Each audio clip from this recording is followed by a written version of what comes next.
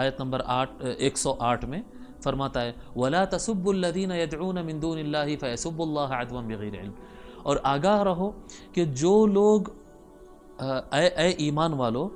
جو لوگ وہ کیا کہتے ہیں جن خداؤں کو وہ پوجتے ہیں،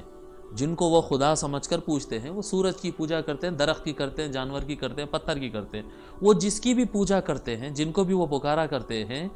اے ایمان والو تم ان کو گالی مت دو،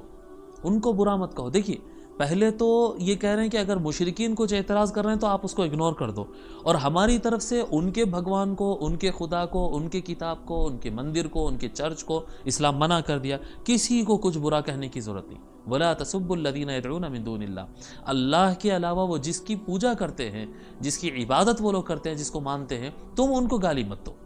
ان کو مت گالی دو۔ فَيَسُبُّوا اللَّهَ عَدْوًا بِغَيْرِ عِلْمٍ، اگر تم ان کو گالی دو گے کہ یہ خدا تو نہیں ہے، آپ کہیں گے کہ بھئی یہ پتھر کی مورت یہ کیا کر سکتی ہے ہمارے لیے، یہ تو کوئی چیز ہی نہیں ہے، جی آپ اس کا مذاق اڑا رہے ہیں کہ دیکھو میں ایسا بھی کر لوں گا تو کچھ نہیں کریں گے، اگر اس طرح کی حرکتیں کریں گے تو پلٹا کر وہ فَيَسُبُّوا اللَّهَ عَدْوًا بِغَيْرِ عِلْمٍ، تو اس کا ریئیکشن دیتے ہوئے غصے میں دشمنی نکالنے کے لیے پھر وہ لوگ اللہ تعالیٰ کو گالی دیں گے، اور اللہ کو گالی دینے کا وجہ کون بنے ہیں؟ ہم وجہ بنے ہیں کہ ان کے خدا کو گالی دے، اللہ تعالیٰ منع کر دیا۔ بھی آپ یقینی بات ہے کہ وہ معبود باطل ہے، وہ غلط ہے، وہ خدا نہیں ہے، لیکن وہ لوگ خدا سمجھتے ہیں، اس کے باوجود وہ غلط ہونے کے باوجود،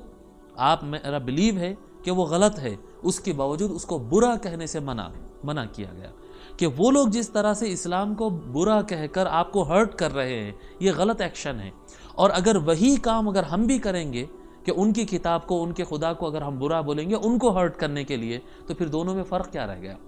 ادھر سے بھی برائی ہے اور برائی کا جواب پھر برائی سے ہو گیا۔ جب دونوں طرف سے برائی ہے تو رزلٹ میں اچھائی نہیں آ سکتی ہے، رزلٹ میں اچھائی نہیں آ سکتی۔ بھلے اگر کوئی سامنے والا آپ کے ساتھ برا کر رہا ہو، لیکن اگر آپ چاہتے ہیں کہ دنیا میں انصاف قائم ہو، دنیا میں سکون ہو، دنیا میں امن ہو، اور سامنے والے کو بھی اچھائی معلوم ہو، تو آپ کو برائی کا جواب اچھائی سے دینا ہوگا۔